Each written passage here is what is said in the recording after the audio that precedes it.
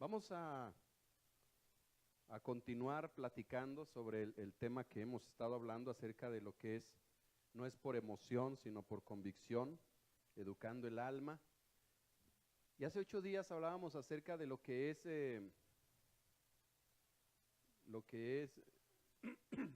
quién guía tu vida.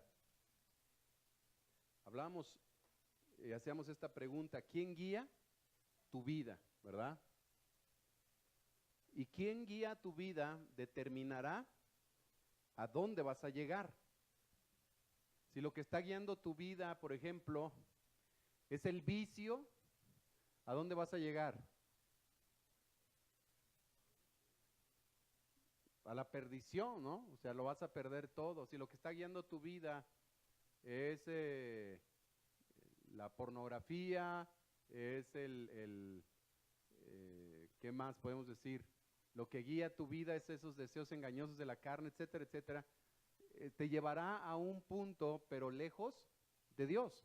Entonces, lo que guía tu vida determinará a dónde llegas. Y hablábamos de cómo la palabra es la que debe de guiar nuestras vidas. No sé si me ayuden a bajarle un poquito allá los ventiladores, porque ya me estoy empezando a enfriar. Gracias.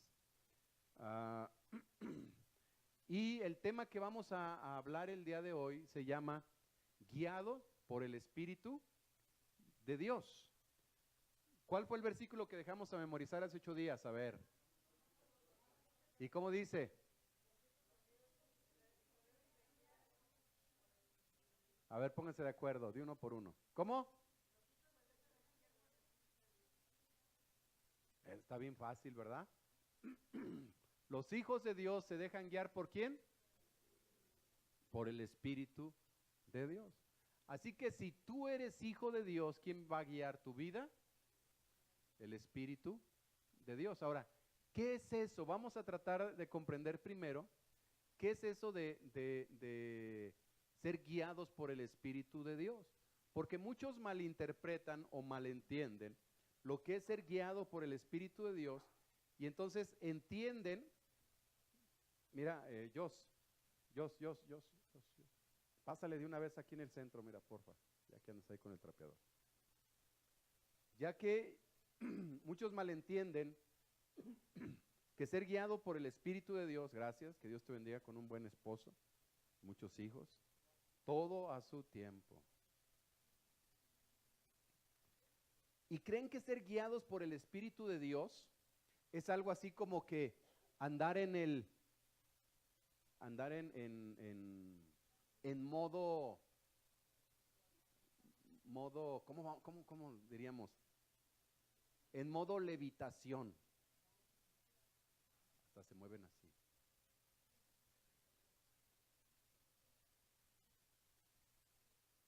Tú. El Señor me dice que te diga que no os hagáis. O sea, muchos creen que andar en el Espíritu es andar así como que levitando, ¿no? Y andar así, y hacer una voz así de que, oh sí, lo puedes sentir, está aquí, se está moviendo, oh yo lo siento dentro de mí, oh sí. Dicen, oh, anda en el Espíritu. Son puras payasadas. O sea, es la verdad. Yo no me imagino a Jesús de repente. Imagínese usted Jesús hablando con sus discípulos, comiendo, ahí echando relajo, y dicen, ni la haces, Pedro, ¿por qué hacías eso allá? Y platicando así, y de repente ya cuando está con la gente orando y todo eso, hijos míos, yo siento dentro de mí, en el fondo de mi corazón, sí, ahí viene, se mueve, ahí va, a las 3 va a caer, 1, 2, 3. Y la cosa es que la gente se la cree y están allí de babas. Ahora, muchos de nosotros así andábamos, no, así andábamos. Yo me acuerdo cuando venían y oraban por mí, me ponían las manos y me decían, recibe recibe. Y recibe y recibe, pero me empujaban. Yo decía, ¿por qué recibo? Y como todos se caían, de repente yo me resistía y me decían, no te resistas al espíritu. Y yo, pues, ¿cuál espíritu? Es tu mano pesada, ¿no? Pero volteaba y veía que todos se caían y todos estaban en el suelo así. Y yo decía, ching, si no me caigo, van a decir que ando en la carne, que soy un pecador. Y pues me dejaba caer. Y como atrás estaban los del ministerio de cachadores, porque en todas esas iglesias tienen su ministerio de cachadores, que son los que están atrás cachándolos, ¿verdad? Y entonces la gente se forma y atrás está el ministerio de cachadores y el ministerio de tapadores. Porque los cachadores son los que los cachan y los tapadores son los que le echan encima un mantel, un suéter o algo que les tape, porque hay unas que caen en forma rara. Y entonces, como había el ministerio de cachadores, pues uno se dejaba caer. Ahora, con esto, yo quiero que entiendan algo. Yo no estoy diciendo que sea malo eso. O sea, cuando el Señor te toca y te tumba, pues Él te tumba hasta sin necesidad de que te pongan las manos, de que te empujen. Aquí muchos de ustedes les ha pasado y apenas nos estamos acercando y se cae, ni siquiera me dejó poner la mano. ¿Sí? Y sin cachadores atrás, o sea que sí se da un buen moquetazo. Pero ¿sabes algo? Cuando hablamos entonces de ser guiados por el Espíritu de Dios, no hablamos de esas cosas que hasta a veces parecen, déjeme decir la palabra, hallar la palabra así muy paranormales, muy místicas, así muy místicas. Sí. Miren, lo veo. Allá, aquel que está allá de barbita, greñudo, te quiero decir algo. Yo veo en tus ojos.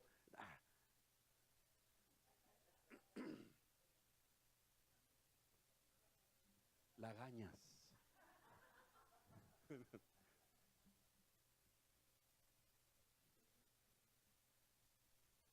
Perdón, pero, o sea, ¿cómo es posible que haya todo eso en las iglesias y la gente está allí?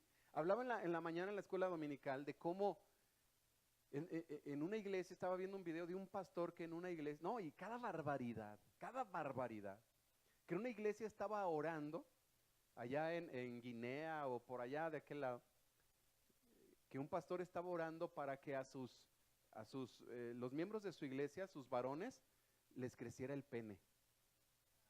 En serio, estaba orando. Pero no nada más así orando, oh sí Señor, no, estaban todos formados y pasaba y órale, crece. En serio, o sea, está así como de que, ¿de veras? Sí. ¿Serio? Y cada barrabasada así que sucede, pero la gente está allí, ¿sabes por qué? Por ignorancia, porque no han entendido que no es por emoción, porque no saben leer la Biblia, se conforman con lo que el domingo les diga. Usted tiene todo el derecho, escúchelo bien, de juzgar lo que se enseña desde un púlpito, desde enfrente en una iglesia, como hijo de Dios. Y cuando digo de juzgar, no estoy hablando de criticar, sino de juzgar con lo que dice la palabra. Igual a todas las personas que me están escuchando, no importa a qué iglesia vayas, tienes el derecho de juzgar toda palabra que se predique enfrente de un altar. Y si no tiene un fundamento en la palabra verdadera, que es la palabra de Dios, es mentira. Sal de esa iglesia. Porque te están engañando. Te están engañando. Y a muchos les están sacando nada más su dinero con esas doctrinas de la prosperidad.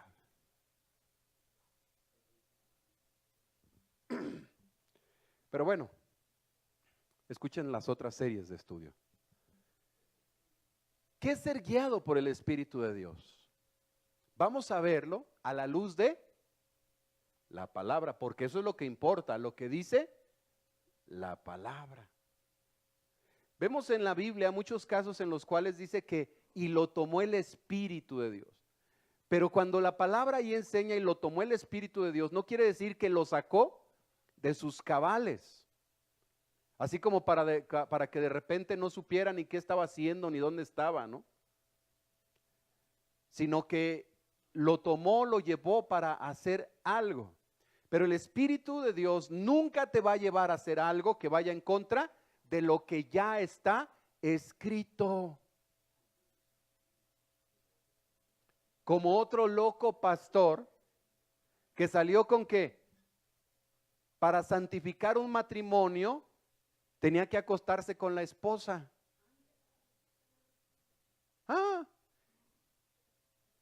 Y otro que les daba semen santo. O sea, son unas burradas, barrabasadas así. Pero es cierto, pasa. ¿Y por qué pasa? Porque la gente ignorante se deja llevar nada más por emociones.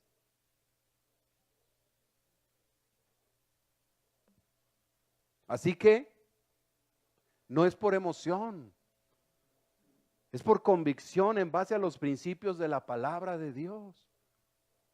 Por eso si en algún momento dado el Señor te toca, te caes, te libera, el Señor te lleva al tercer cielo, ¡qué bueno! Pero eso no va a cambiar tu vida. Lo único que puede cambiar tu vida es la instrucción de la palabra.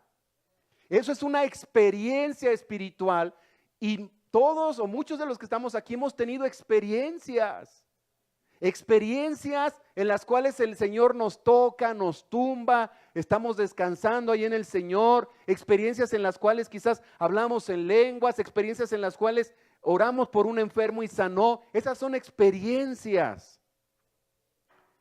Pero eso no cambia la vida de una persona. Te puede ayudar y motivar, pero lo que realmente transforma es la instrucción de la palabra. Por eso no lo dejó. El problema es que muchas congregaciones están enfocados en experiencias. Y entonces leen un versículo de la Biblia y le dan un choro mareador allí y luego le dicen a la gente, ahora sí, a lo que venimos todos. Y todos, ¿cuántos quieren recibir? Pasen al frente, y agarra el saco y recibe, recibe, recibe. Y todos se caen.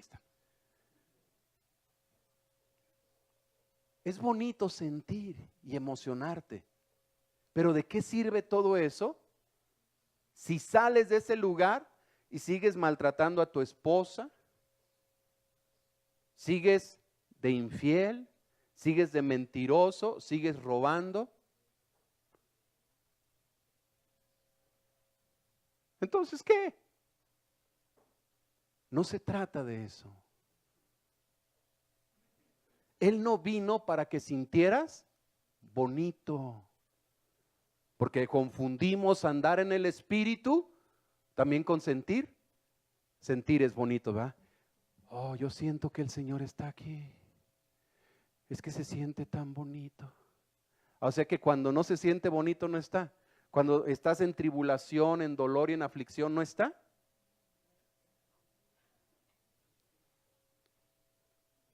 Cualquiera puede tener paz cuando hay tranquilidad, cuando no hay problemas, cuando no hay adversidad. Pero se necesita ser un hijo de Dios confiado en Él para tener paz en medio de la tormenta. Allí es donde se ve realmente lo que eres. Ahí es donde realmente sale el cobre o el oro. Porque dice que somos pasados por horno de aflicción. Ahora, todos estamos en ese proceso de cambio, ¿cierto o no? Estamos en ese proceso en el cual nuestras vidas van cambiando. Pero ¿cuántos podemos decir, ya no soy el mismo que era hace un mes, 2 meses, 3 meses, hace un año? ¿Cuántos podemos decirlo? He ido cambiando, el Señor ha ido transformando mi vida. Gloria a Dios, porque de eso se trata. Lo malo es de que digas, tengo un año de conocerlo y sigue siendo el mismo, la misma. Tengo un año de conocerlo a Él. Y ya sirve, está en un ministerio, levanta las manos, ora por los enfermos, profetiza. Pero sigue siendo igual. Discúlpame, pero en realidad no has conocido el propósito por el cual Él vino a esta tierra. Ese es otro tema, pero vamos a seguirle. Entonces, guiados por el Espíritu de Dios. Y ese es el poder entender, como dice Romanos, ¿qué? 8:14, ¿qué dice? Los hijos de Dios se dejan guiar por el Espíritu de Dios. Ahora, fíjese bien, dice, ¿se qué?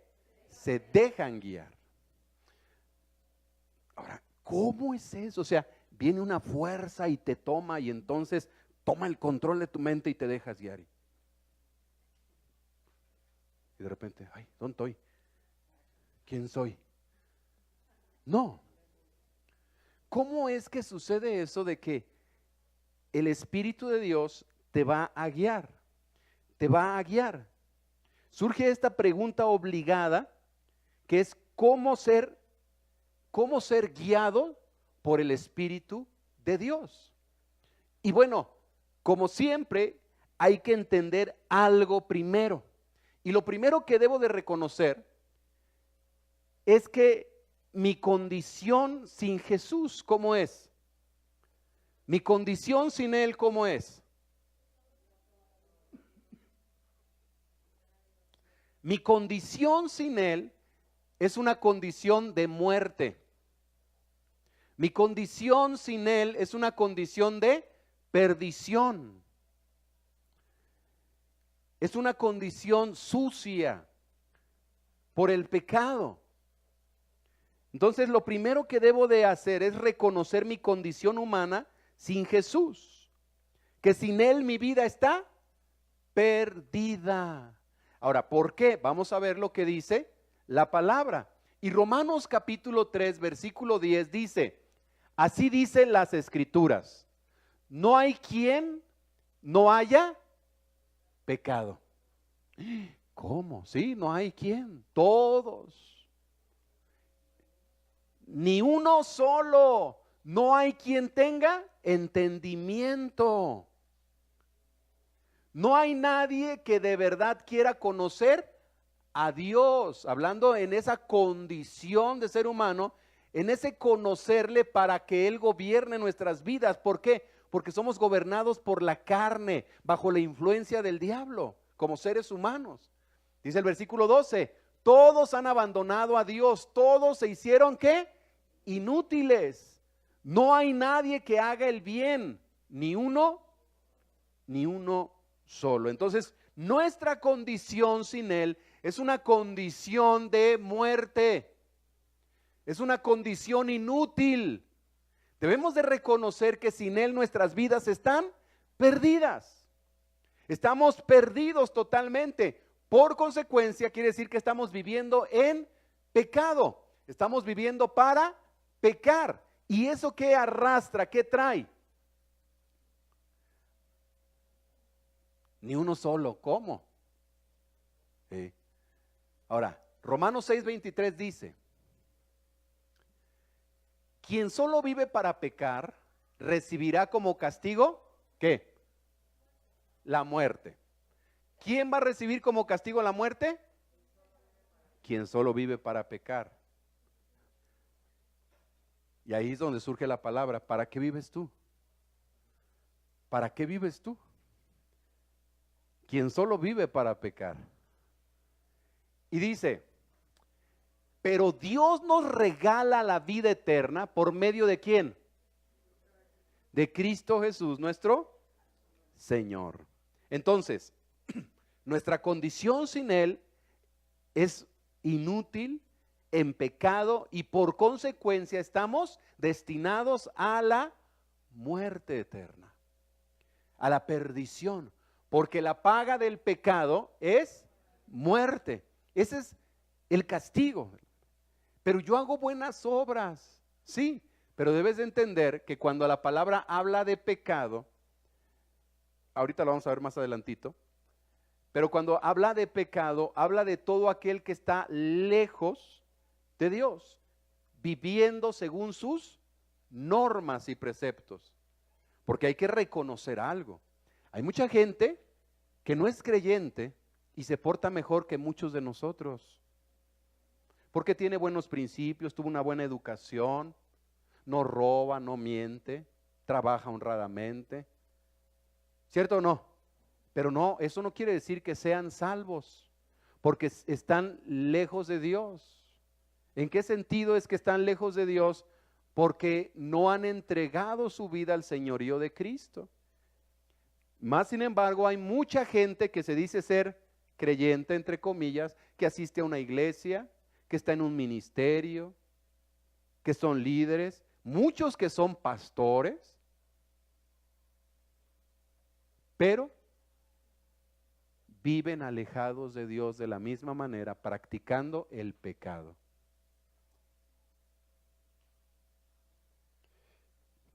Ahora, y entonces, ¿cómo ser guiado por el Espíritu de Dios? Bueno, vamos a ver que lo primero que debemos de entender es creer en Jesús como el Señor y Salvador, ahí ya no se alcanza a ver, pero es como el Señor y Salvador de tu vida. Es creer en Él como el Señor y Salvador de tu vida. Y aquí es donde vamos a entrar en materia, sobre algo fundamental que nosotros como congregación, como iglesia, creemos con respecto a lo que es la salvación, lo que es entregar y rendir la vida al señorío de Jesús.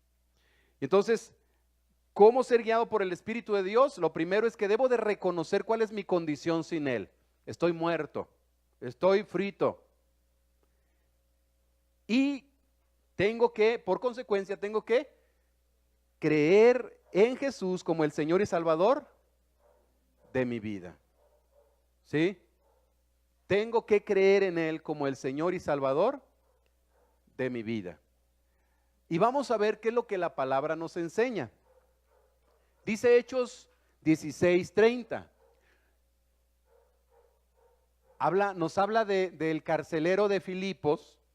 Acuérdense que Pablo y Silas andaban predicando la palabra en la ciudad de Filipos y los echaron a la cárcel porque echaron fuera un demonio de una mujer, que era un demonio de adivinación, y los acusaron de que andaban predicando y enseñando otras cosas que no les era lícito a ellos, y entonces los echaron en la cárcel. Y cuando ellos estaban ahí en la cárcel, dice la palabra que a medianoche estaban cantando y entonando himnos a Dios y los presos los oían. O sea, quiere decir que estaban cantando ¿cómo? Orando y cantando fuerte porque los oían. ¿A qué hora? A medianoche. Entonces los oían y allá estaba el carcelero, ahí que estaba de guardia escuchándolos con sus problemas y dificultades. Pero dice que, versículo 30, que después de que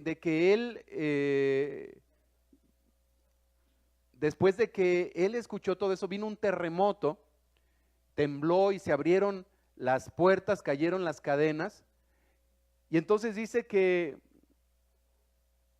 él los sacó de la cárcel a los dos, o sea, a Pablo y a Silas, y les preguntó: señores, ¿qué tengo que hacer para salvarme?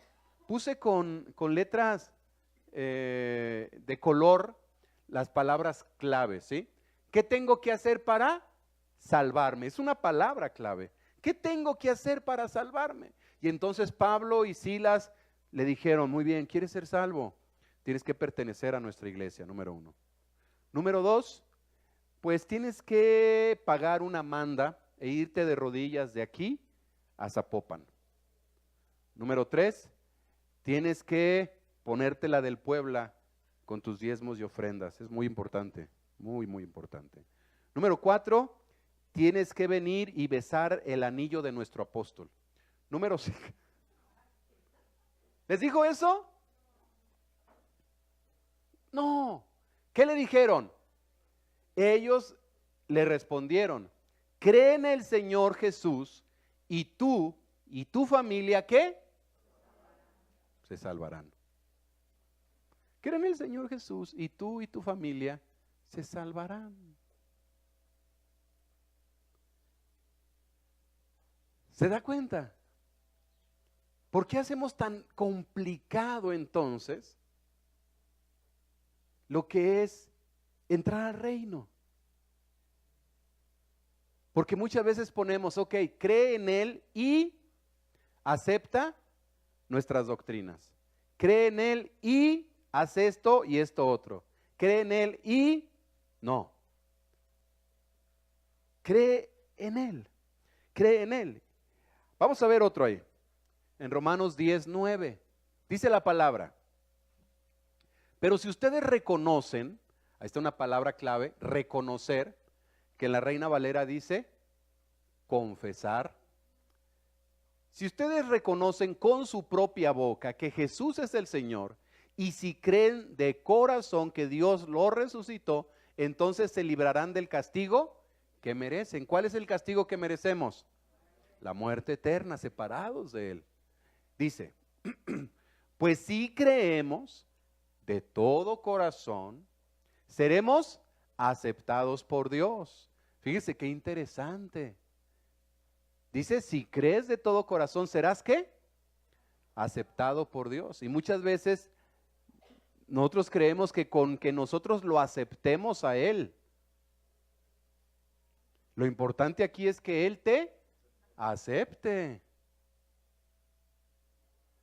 Que Él te acepte. Yo ya lo acepté. Ah, sí. ¿Y Él te aceptó a ti? Pregúntate eso. Entonces dice, y si con nuestra boca reconocemos que Jesús es el Señor, Dios nos salvará. Dios nos salvará. Ahora, aquí hay confusión muchas veces en el sentido de que para ser salvo hay que hacer una oración. Y entonces le decimos a la gente, ¿quieres ser salvo? Aquí está Manuel y Mariana. Manuel y Mariana. Y entonces les compartimos, les hablamos del amor de Dios en sus vidas y les decimos, ¿les gustaría ser salvos? Pues toda persona inteligente, ¿qué diría? Claro que sí. ¿Les gustaría que el Señor reinara en sus vidas? Sí. El problema es de que luego venimos y decimos, bueno, hagan conmigo esta oración. Señor, te aceptamos. No es que sea malo, o sea, lo vuelvo a repetir, no es que sea malo. Lo malo es cuando yo les digo, ya son salvos, porque hicieron una oración. La palabra nunca dice de hacer una oración. Y ahorita vamos a ver, porque lo importante es lo que dice en sus raíces, la palabra. Acuérdense que la Biblia fue escrita en otro idioma. ¿Sí? Entonces no tratemos de contextualizar la palabra según nuestra cultura y nuestro tiempo. Hay que estudiarla. Entonces todo líder, todo pastor está obligado, así, obligado a estudiar, a escudriñar, a hacer exégesis, que es un estudio profundo de la palabra para poder enseñarla a la gente. Así que todo pastor que no estudia la palabra, que no se dedica a estudiar la palabra, se ha equivocado de profesión. Debería de ponerse mejor a vender cacahuates. Va a recibir menos condenación. Sí. Por si me está escuchando alguno. Y si usted tiene alguno, ¿qué es esto? Vamos a hablar de qué es esto. ¿Qué es esto de que si crees que recibirás salvación, que si con tu boca lo dices. ¿Qué es todo esto? Vamos a ver qué es. Entonces vamos a ver palabras que muchos de ustedes ya conocen y vamos a verlas nada más en el contexto del griego. No nos vamos a meter ahorita al hebreo, nada más lo vamos a ver en el contexto del griego. ¿Vale? Y entonces, primero vemos la palabra creer, porque dice que si tú creyeras, bueno, la palabra creer viene de la palabra griega, ¿qué? Pisteuo. ¿Cómo? Pisteuo. Esa palabra pisteuo es en el griego, porque la Biblia fue escrita, especialmente el Nuevo Pacto, Nuevo Testamento, fue escrita en griego. Entonces, cuando esa se traduce al español, la palabra pisteuo es la palabra que se traduce como creer. Pero esa palabra pisteuo, ahí está en griego, y el G400, el G400 habla de un libro que se llama, que escribió un hombre llamado Strong. Es un libro de palabras griegas y ese es el número que le asignó en ese libro. Por eso es que de repente van a ver ese número. Viene la G es de griego y lo van a encontrar con el número 4100 en ese libro Strong. ¿Sí? Eso es para los que les gusta anotar y les gusta ir más allá. ¿Sale? Y la palabra pisteuo quiere decir creer, también ser persuadido de, y por ello fiarse de, o sea, confiar. Significa, en este sentido de la palabra, apoyarse en, no una mera creencia. Entonces, cuando hablamos de que tú vas a creer en Jesús como el Señor de tu vida, no es solamente sí, yo creo en Él, sino es confiar, depender de Él, apoyarte en Él. Véntamo, tú que estás fuerte. Imagínense ustedes que yo no puedo caminar porque estoy mal de una pierna y entonces necesito apoyo. Necesito apoyarme. Entonces yo necesito que en la persona que me voy a apoyar esté fuerte. Yo creo que mejor pollo, pásale, porque este bastón me queda muy chiquito.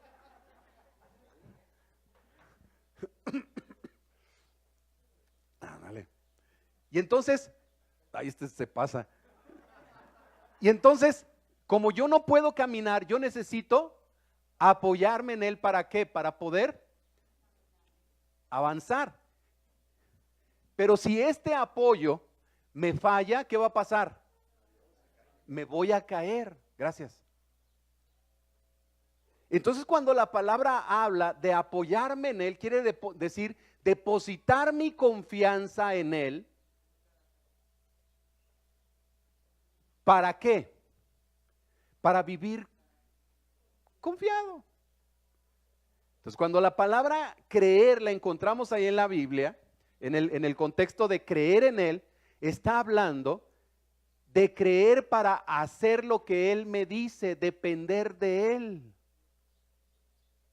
Apoyarme en él, no en mis conceptos, preceptos, emociones, sino en lo que él dice a través de su palabra. Eso es creer en él. Porque hay un creer que no es para salvación, que es el creer de los demonios. Porque también los demonios creen que hay un Dios grande y poderoso y lo saben y tiemblan, pero no por ello son salvos. Porque creen y lo saben que hay, pero no se apoyan en él, no viven por él y para él. Y entonces así nos encontramos con muchos creyentes hoy en día que hicieron una oración y creen que hay un Dios, pero en realidad no están apoyando sus vidas, no están confiando ni dependiendo de él. Siguen dependiendo de ellos mismos. Entonces en realidad no han creído. ¿Vamos bien hasta aquí? Ok. Ahora vamos a ver otra palabra clave y es la palabra fe, que es la raíz de donde se deriva pisteuo. La palabra fe es la palabra que se traduce de la palabra original pistis. Y pistis quiere decir firme persuasión, convicción basada en lo oído. O sea, es relacionado con peito, que es persuadir.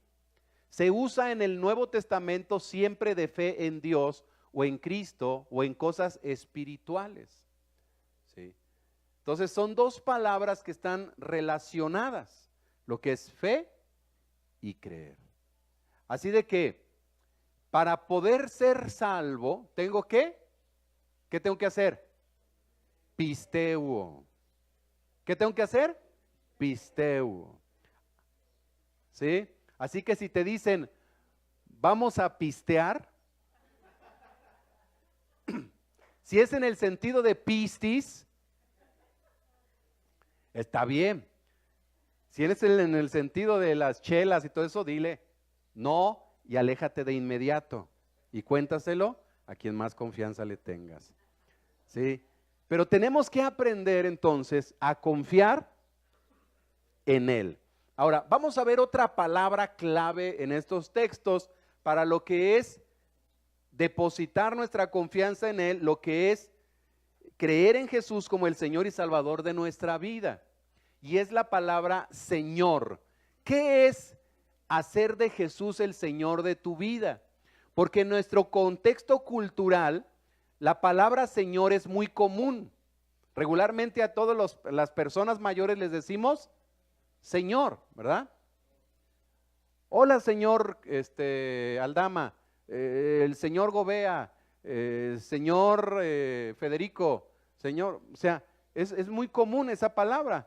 Por lo mismo no entendemos el contexto en las Escrituras, pero cuando en las Escrituras se habla de Jesús como el Señor, porque dice creer en Él como el Señor, la palabra Señor viene de la palabra griega kurios. Algunos la mencionan Kyrios. Y la palabra kurios, que viene de kuros, su raíz, que es supremacía, supremo en autoridad, como sustantivo, controlador, por implicación Señor, como título de respeto, es Señor, soberano, ungido, a ser amo, Cristo, Dios, dueño. O sea, el contexto entonces cuando habla de que Jesús es el Señor y hacer de Jesús el Señor de tu vida, está hablando de que Él sea la suprema autoridad en tu vida. Y entonces, si Jesús es el Señor de tu vida, quiere decir que Él tiene la autoridad sobre ti. Y si te dice, Ricardo, tienes que hacer esto, esto y esto, y si tú sabes que Él es tu Señor, ¿qué vas a hacer?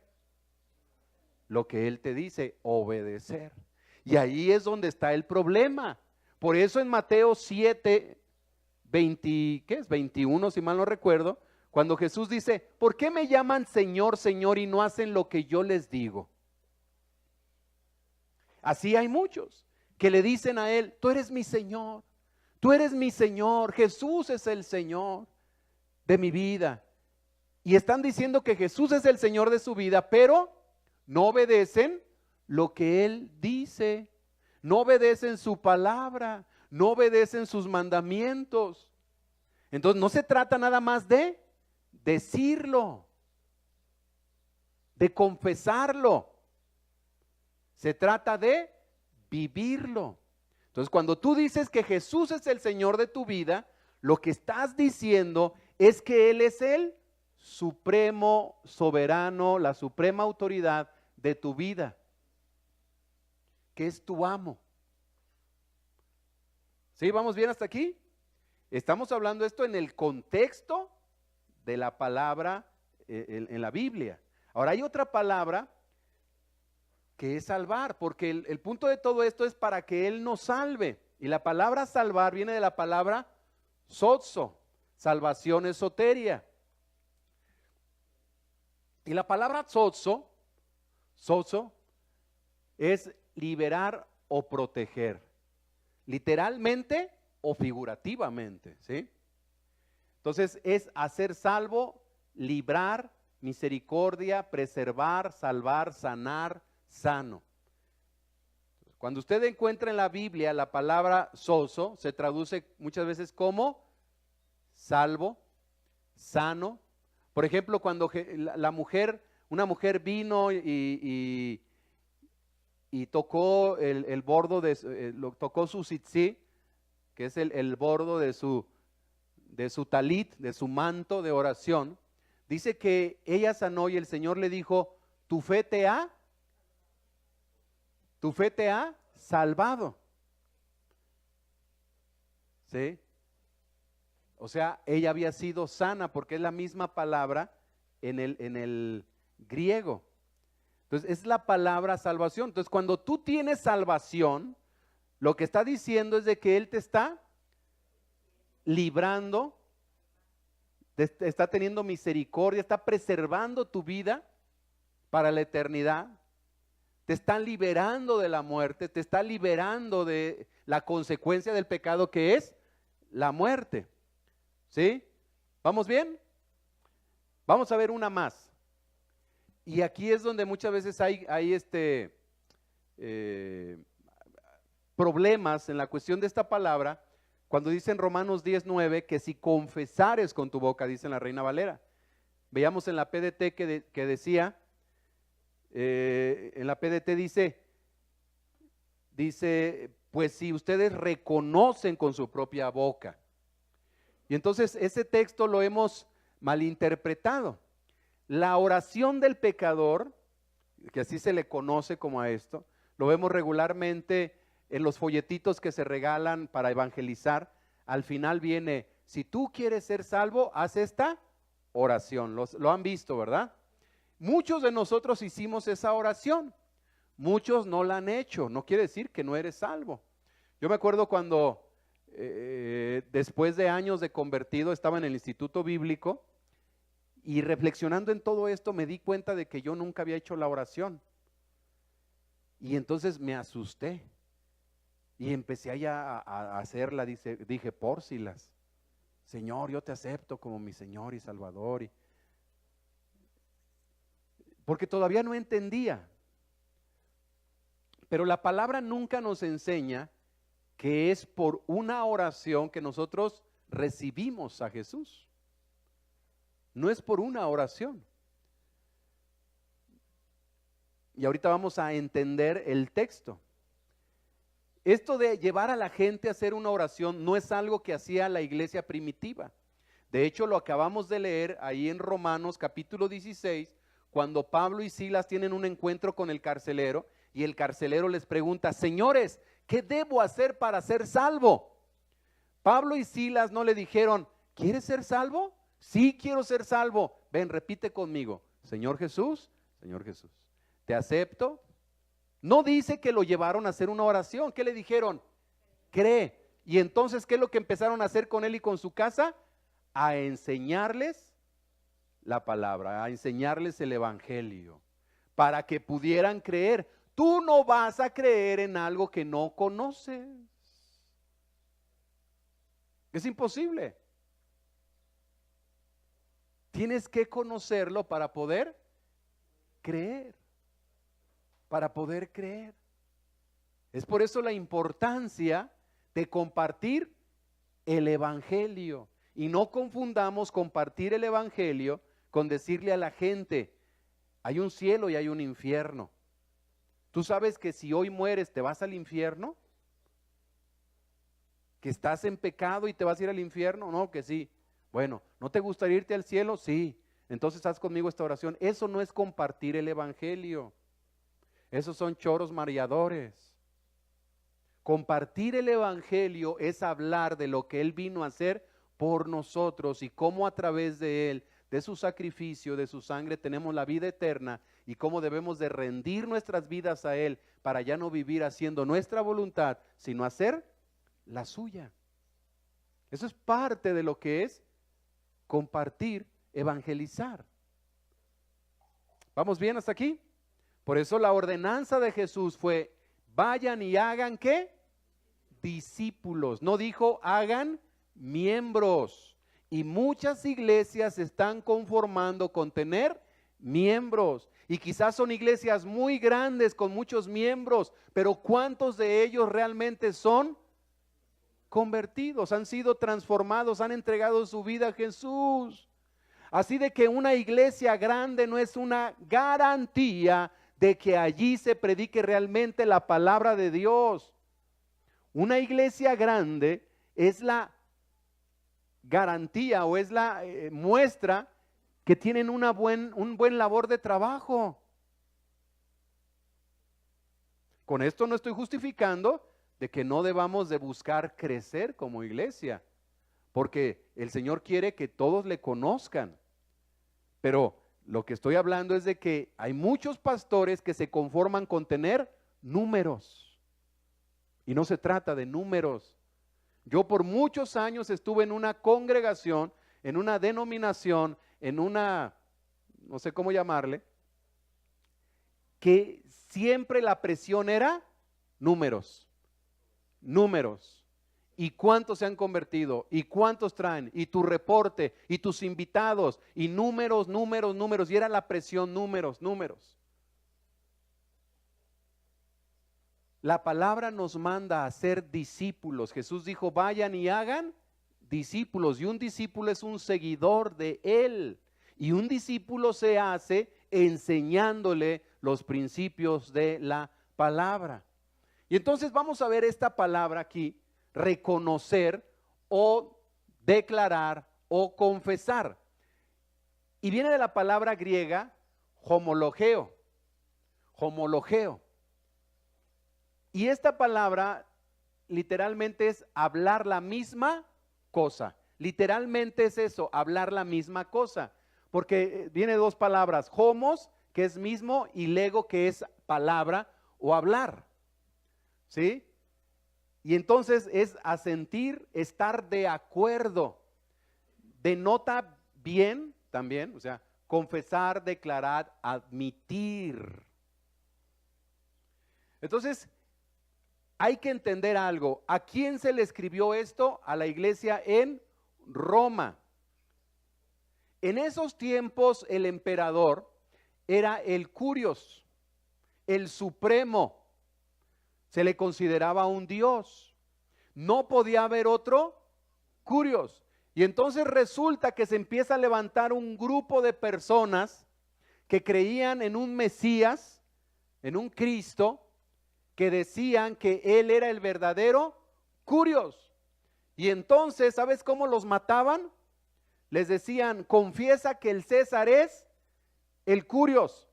Y ellos decían, no, Yeshua, Jesús es el Curios, Él es el Señor. No, César es el Señor. Y entonces morían por confesar que Jesús era el Señor. Hoy en día, cualquiera puede decir lo que sea y no pasa nada. Tú te puedes parar ahí en el centro y gritar un montón de tonterías y no pasa nada. Pero en aquel tiempo, un verdadero creyente podía perder su vida por confesar.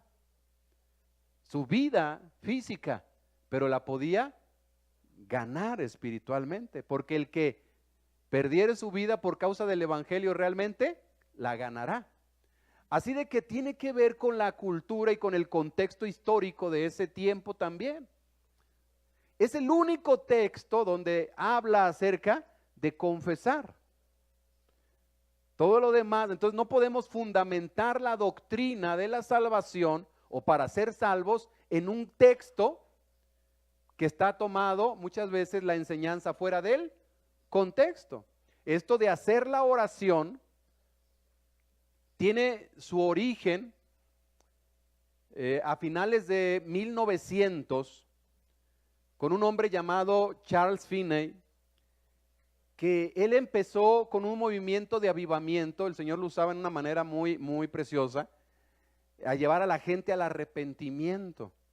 Y entonces él empezó a llamar a la gente a pasar al frente para ese arrepentimiento y ese confesar sus pecados y declararse delante de Dios pecadores y que lo necesitaban. Y entonces él empezó con eso de confesar. Antes no hay historia de que la iglesia primitiva, o sea, la primera iglesia, hiciera oración o llevara a las personas a hacer oraciones para ser salvos. No hay índice de eso. No hay escrito nada históricamente sobre esto.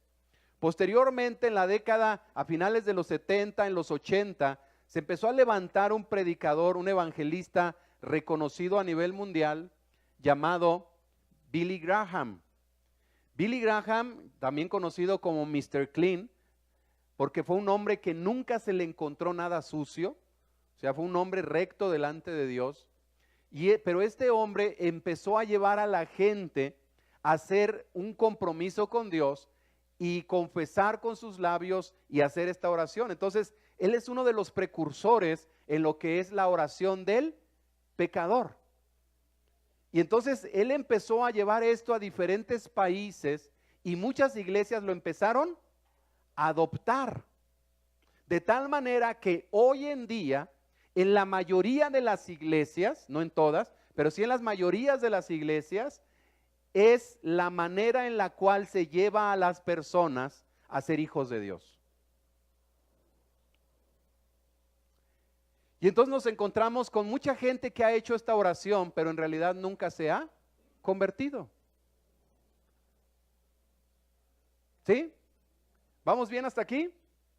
Bueno, ya me metí en cuestiones históricas ahí, pero es importante entonces, para ser guiados por el Espíritu de Dios, creer en Jesús realmente, depositar nuestra confianza en Él, que Él sea el soberano de nuestras vidas, el que gobierne nuestras vidas, y entonces dejar que Él nos guíe. Ahora, por lo tanto, podemos definir que creer en Jesús va más allá de una mera declaración, oración o confesión. Es más bien una dependencia de su señorío para nuestras vidas, una entrega incondicional y pasional. Es el morir a mí y dejar que Él viva en mí. ¿Cómo?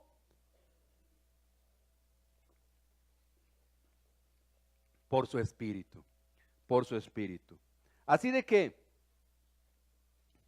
vamos a ver el tercer punto. No sé, ¿qué hora tenemos? ¿Cuánto me queda? Porque este tercer punto está algo amplio. De hecho, apenas voy a la mitad.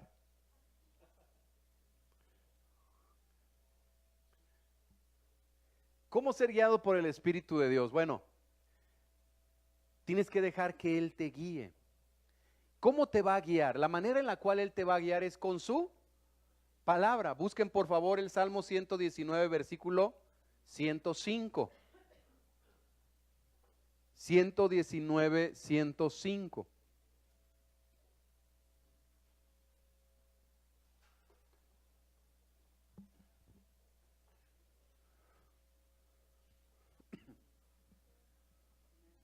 ¿Cómo dice? Tu palabra es lámpara que alumbra mi camino. Tu palabra es lámpara que guía mi camino. Dice en la Reina Valera, lámpara es a mis pies tu palabra y lumbrera a mi camino. Entonces, la palabra de Dios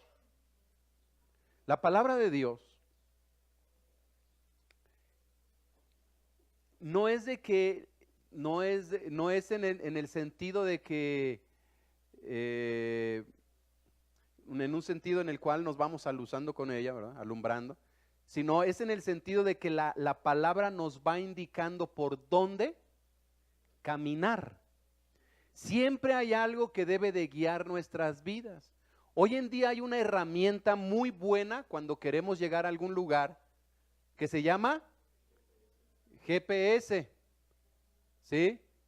Que es, sus cifras en inglés son, ándele, GPS, ¿verdad? Global Position System, ¿sí? Sistema de posicionamiento global. O sea, el GPS te posiciona en dónde estás. Y si tú le pones a dónde quieres llegar, hoy en día es tan buena la tecnología que te dice por dónde, pero te señala incluso en dónde hay un choque, por dónde hay mucho tráfico y te dice cuáles son las mejores rutas. Así que es una herramienta muy buena hoy en día el GPS. Bueno, la Biblia es el GPS de Dios para nuestras vidas, porque te posiciona en realidad dónde estás. ¿Dónde estás? Y te indica cómo llegar a donde Él quiere que llegues. Entonces, la palabra de Dios es la que debe de guiar nuestras vidas, y la palabra de Dios fue inspirada por el Espíritu de Dios. Y entonces, la manera en la cual tú y yo somos guiados por el Espíritu de Dios es por su palabra. Nunca Dios va a ir en contra de lo que ya dijo. Nunca. Todo tiene que estar fundamentado en su palabra. Así de que la manera en la cual tú vas a caminar una vida recta en luz es por su palabra. Y entonces Romanos 8:7 dice, cuando alguien se deja ¿qué? Fíjese qué interesante, ¿eh? Cuando alguien se deja controlar por su naturaleza humana, está en contra de Dios y se niega a obedecer la ley de Dios. Se niega a obedecer la ley de Dios. De hecho, no es capaz de obedecerla. ¿Por qué? Porque se está dejando controlar, ¿por qué? Por su naturaleza humana. Ahora, ¿qué tiene de malo nuestra naturaleza humana? ¿Qué tiene de malo? Que no quiere nada de Dios. ¿Qué tiene de malo nuestra naturaleza humana? Es egoísta, ¿qué más? Pecadora, perversa, envidiosa, vive en vanagloria. O sea, nuestra naturaleza humana es una naturaleza que está caída y por consecuencia está inclinada a hacer todo lo que va en contra de la voluntad de Dios. O sea, nuestra naturaleza humana está inclinada a hacer lo que es mi voluntad. O sea, obedece tu sed. Sí. Eso es. Entonces, cuando tú te dejas controlar por la naturaleza humana, quiere decir que aún no has rendido tu vida al señorío de Cristo. Dice, porque los que siguen su naturaleza humana no pueden agradar a Dios.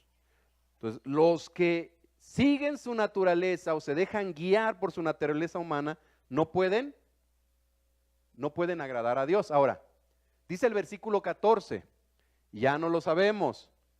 ¿Cómo dice?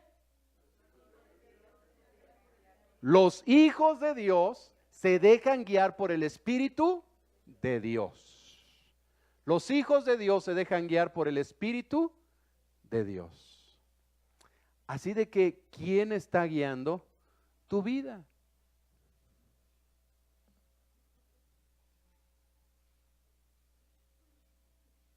¿Quién? ¿Tus deseos engañosos o su palabra? ¿Quién está guiando tu vida? Así de que esto es sumamente importante. Ahora, para entrar en materia, iríamos al primer libro de Samuel, pero ya no quiero echármelo así rápido, porque este pasaje está precioso, precioso. De hecho, es un pasaje con el que el Señor nos habló para salir de Puebla. Entonces les quiero compartir sobre este texto cómo el Señor guía, cómo son las cosas cuando Él guía realmente. Entonces, ¿qué les parece si lo vemos dentro de 8 días? Para no apresurarme ahorita y tratar de verlo rápido, sino verlo igual con calma y poder disfrutarlo. Amén. Así que por lo tanto, o por lo mientras, ¿cuántos queremos realmente dejarnos guiar por el Espíritu de Dios, por su palabra. ¿Sí? Entonces, ¿qué les parece si terminamos orando y pidiéndole a Él que se mueva en nuestras vidas? Ahí incline su rostro.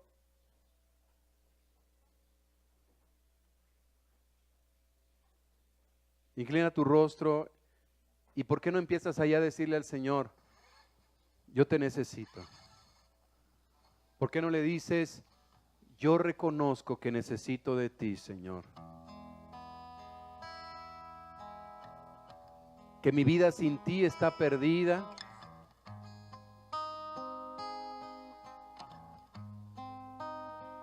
Por favor, ven y lléname de ti, de tu gloria, de tu presencia. Dile, yo quiero ser guiado por ti. Yo quiero ser guiado por tu palabra, por tu espíritu, y que mi vida te agrade a ti, Señor. Quiero que tú seas reinando realmente en mi vida, que seas tú el que reine realmente en mi vida y no mis emociones, no mi carnalidad, sino que sea tu espíritu, que sea tu palabra gobernando en mí, reinando en mí, Señor. Porque yo quiero vivir por ti y para ti, dile. Agradarte, servirte a ti, Señor. Aquí estamos, oh Dios. Por favor, ayúdanos y enséñanos a ser más como tú. Cada día, conocerte, amarte, servirte.